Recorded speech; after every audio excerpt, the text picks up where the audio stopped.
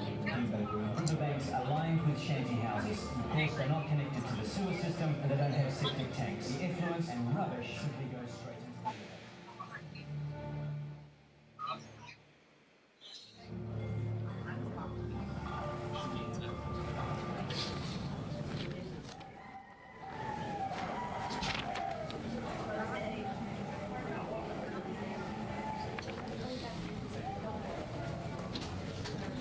I'm Ronald Zapines. I'm 50 years old. It's my work to gather trust and emotion, and then we convert to some very presentable materials pwede natin magamit sa bagay.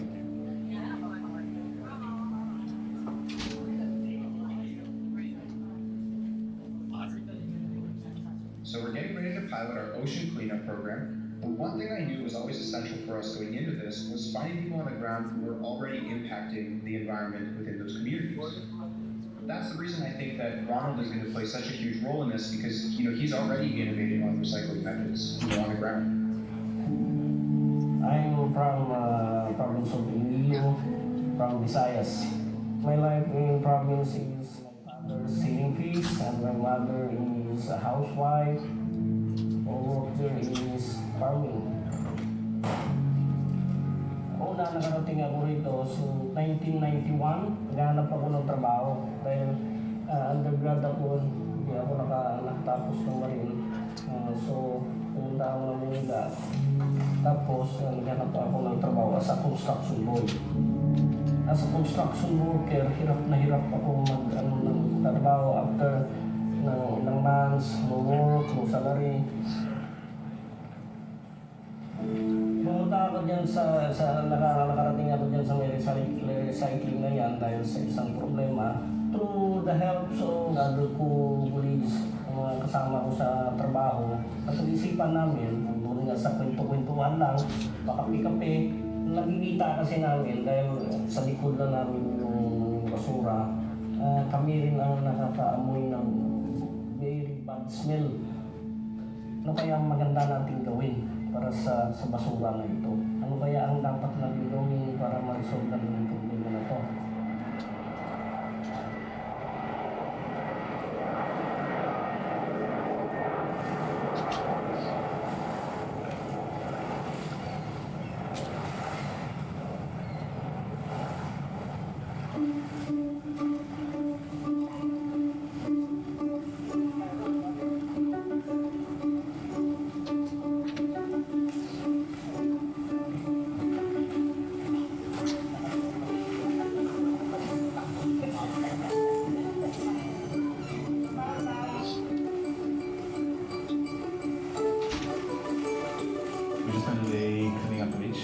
Plastic and a bunch of other stuff that we do not expect to find in the ocean. This area has such amazing beauty. It was exciting to see people really keen to participate in its regeneration.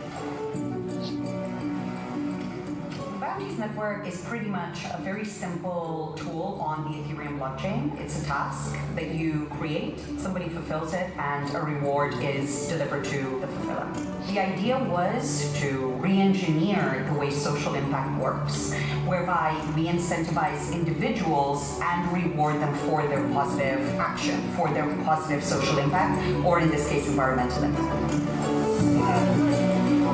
So the way it works is that you post a new bounty and start sharing it with people from all around the world, people who actually believe in the cause behind the bounty. Once you have money in the pot, you can actually start sharing that with people who can actually do the actions. Once they've completed whatever task you've asked for, they submit a proof of that. For example, for us, it was taking a picture of yourself with the trash. And the people who put up the bounty, us the organizers, can immediately see that yes, their proof is valid and immediately accept it. And when we do that, the money goes directly to their wallet on their mobile phones. So these people on the ground don't have to worry about us having the money or having to have their identities verified. They can immediately take that cryptocurrency and connect it with a local exchange to be able to pay their bills. Okay, as soon as I get a notification, I'm going to accept that, and it will send money into your account. I'm saying yes, I'm willing to participate with my volunteers. I say to my volunteers who participate, I say I need 25 person, but the sign almost 36 person. I'm pretty excited by how willing the participants were to get onboarded, and learn about cryptocurrency. It was kind of inspiring seeing how much their eyes kind of lit up when they had that realization that this technology has such a big impact. It is something that is evolving, and it is something that is getting easier, and it is something that will empower people here to not only improve the health of their environment, like we've seen here at Mapapache, but also improve how they earn money, how they can sustain their communities. Sa trabaho namin, sa marine engineer, hindi ko naman linya yun sa ng recycling. But sa ng trabaho namin, kailangan namin i-resolve yung isang problema na dapat kailangan i-resolve. Ng paraan kung ano ang magandang gawin sa basura. Kayo, parang kukuha kayo ng basura tapos naipilian ninyo. So, separate ninyo yung ito, yung mga napili naming basura, yung mga plastic na pangbenta, doon ang nilalagay. So, tapos itong mga nabubulok is dyan naman sa kabilang side for composting, shredding, composting. And then yung ibang materials, yung like residual waste, doon na sa melting area namin. So ayan, tinutunaw na natin yung basura, pero hindi naman siya na sabihin na sinusunog natin. Hindi, minimelt lang siya natin. And then the carbon emission goes up here. Doon sa carbon emission natin, meron tayong pagkukontrol din doon sa usok. So meron tayong ginawang mesh na nag-i-spray sa usok para yung carbon bababa, hindi siya aakyat ng paitaas. So ito na yung finished product from residual waste.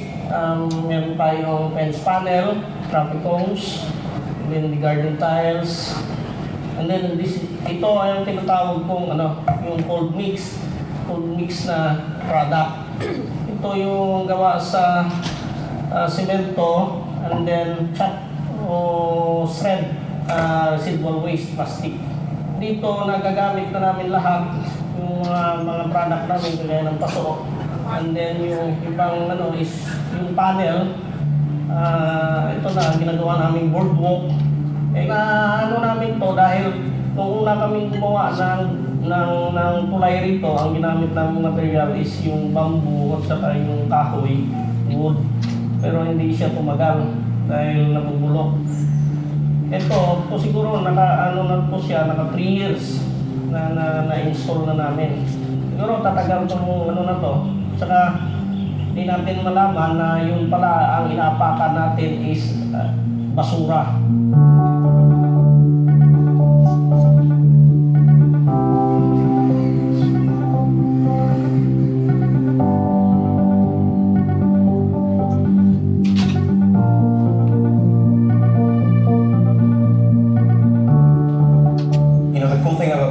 Bounties is that we can leave, but the bounty will still be there. And so people can continue to contribute to it, and likewise, people can continue to fulfill that bounty by picking up trash on a daily basis. So this can become a new source of income for people, such that they don't have to worry about the fish populations, but they can actually start cleaning up their local communities. It's very important to understand how impactful financial incentives can be in the market. It's an environment like Philippines. Most people here don't have any form of savings. They really live day to day. So if you're able to offer somebody an incentive, it's going to translate immediately. So incentives are behavior changing. If you're able to channel that, you're going to be able to mobilize a lot of people. What happens when a traditional job like fishing stops being sustainable? You need to create new means of income. You need to create and infuse new life into those communities by giving them alternatives. And so the beauty with the bounties-based model is that you essentially can create this task that can be contributed to from all And the payout goes directly to the people performing those tasks. So we don't have the usual, a certain percentage went to marketing, a certain percentage went to bonuses for execs. You have the full pot of the bounty going directly to the individuals performing the work.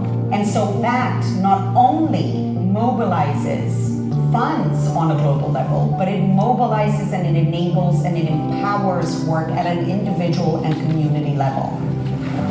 We saw that monetary incentives were a great way to get people on the ground, but now that they're here, they actually can look past those incentives and really feel the intrinsic motivation.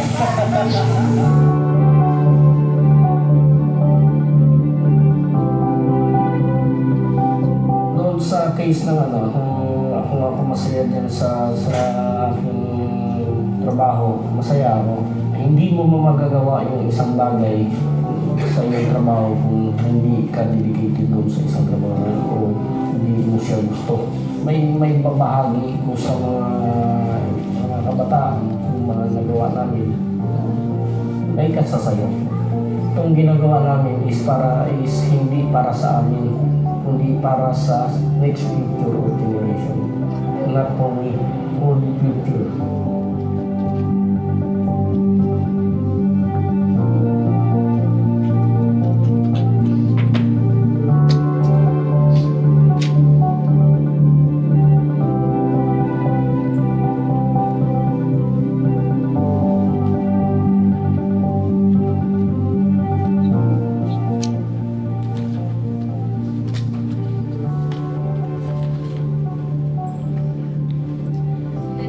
Pleasure now to introduce the CEO of Bounties Network, Mark Beylin, and Christine Kim from CoinDesk.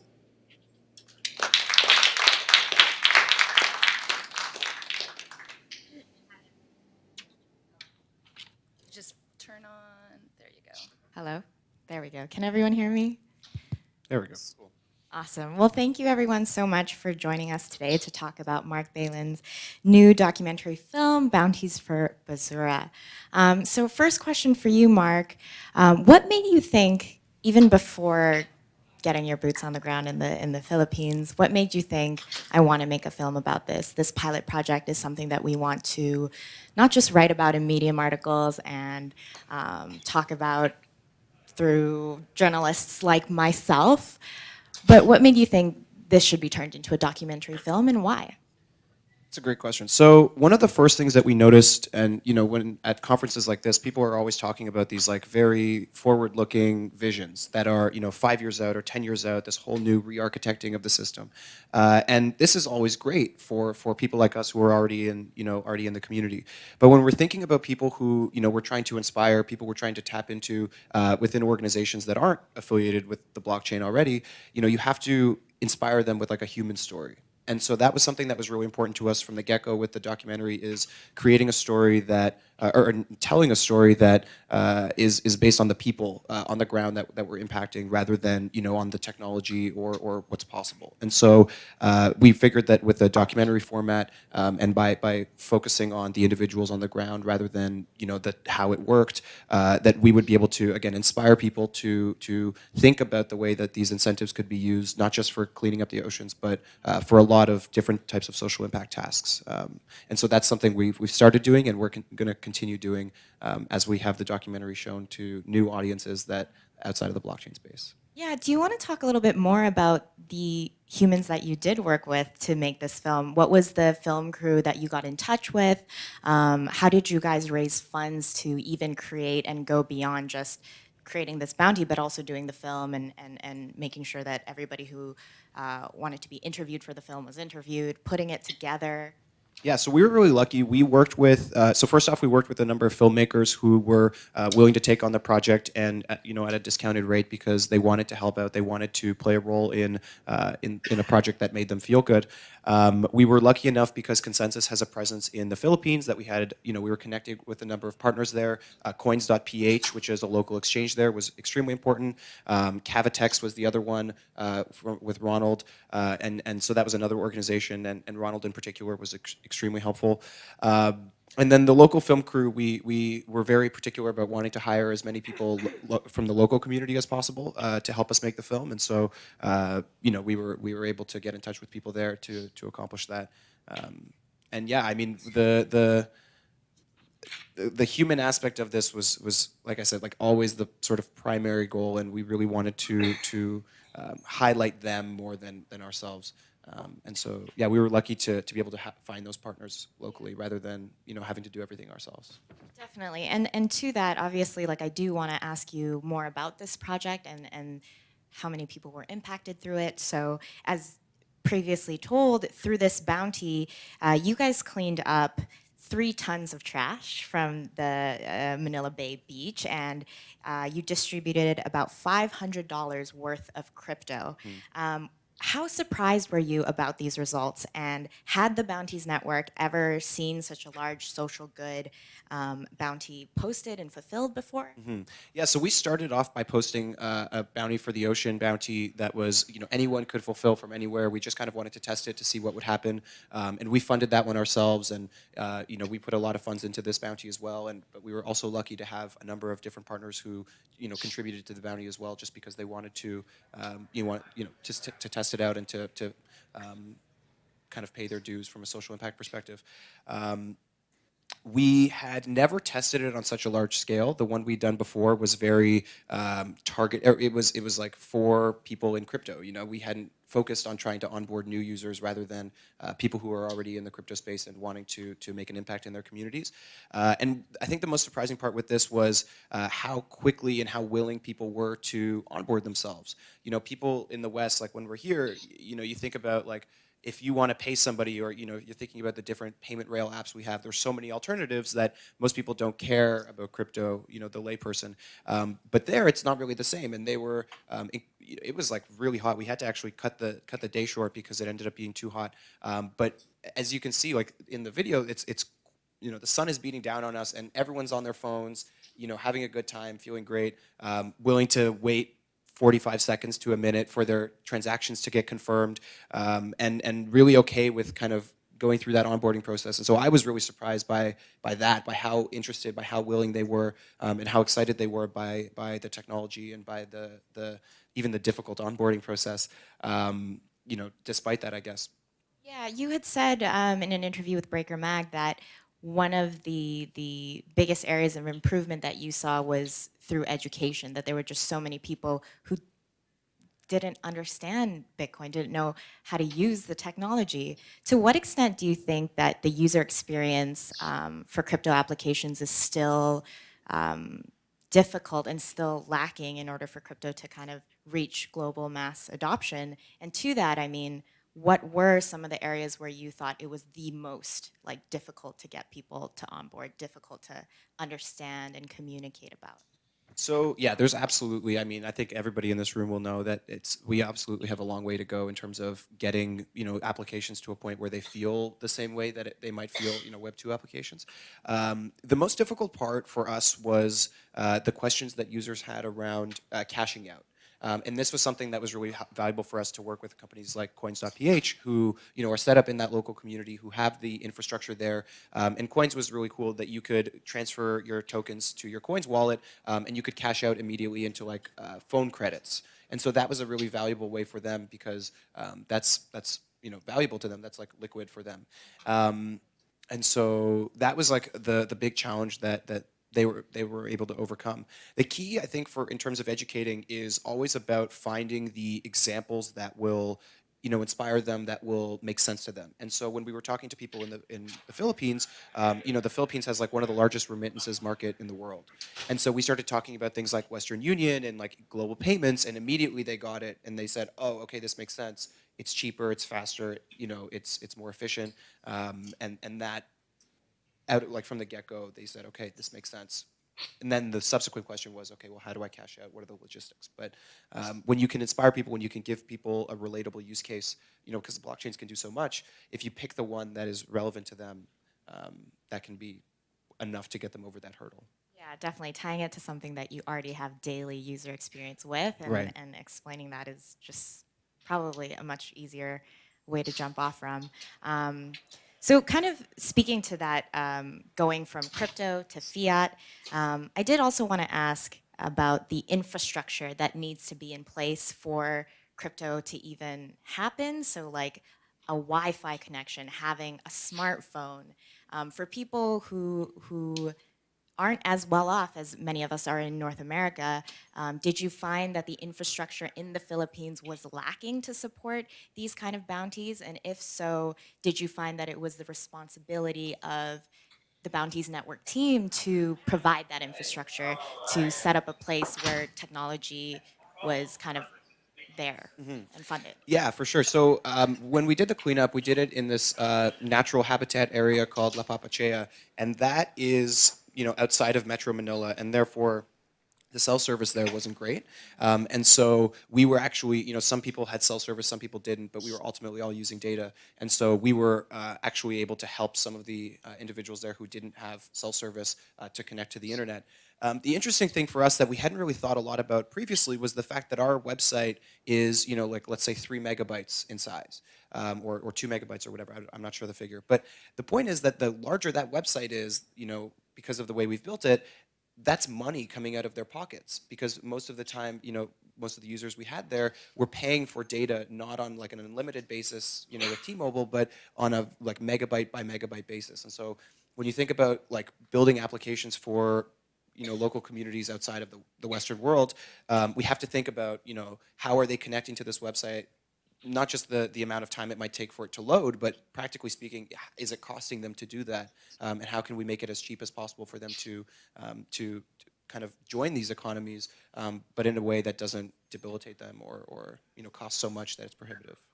There's real like social consequences to that, and I guess like with the last few minutes that we have left, I want to talk about what next steps. Like, what are the next steps for not only the Bounties for Brazil, the Manila Bay Beach project? You had said the bounty is still ongoing, but what are the next steps in terms of other projects like it of its kind? Do you guys plan to do more of these? And then for the film specifically, what are the other kind of screenings and different opportunities where you see that you want to share this story? Yeah, so the next steps immediately for us, the bounty is still up. People are still contributing to it, and people are still fulfilling it and getting paid, which is great. We're thinking about, a lot of the reason we made the documentary is also to find as many different partners in different communities that could see this insight that we've had, that incentives can be very valuable for shaping behavior in the context of social impact. And so, for any of you guys in the audience, if this sparked any interest for you guys, we'd love to, partner with you guys and test bounties and test incentives within different communities. We're also thinking about it as well, thinking, what's next after cleaning up the oceans, maybe planting trees or maintaining the integrity of forests, which are already there. Those are great kind of use cases for us. And so that's also something we're probably going to spend some time investing on, again, just to magnify that story. And then with regards to the film itself, we've been pretty lucky to, we submitted the film for a couple of different festivals, and we've been selected at a few of them, Silicon Beach so far, and the Colorado Impact Festival, among others. And so we're pretty excited. That's why we unfortunately can't share the documentary like very openly yet, because we still are part of that process. But yeah, we're excited that it's going to be coming into audiences, again, outside of the blockchain space, people who've never heard of Ethereum, but who might be inspired by what's possible. Well, thank you so much, Mark, for sharing your thoughts with me, and thank you to everyone who's listening. Thanks for seeing me.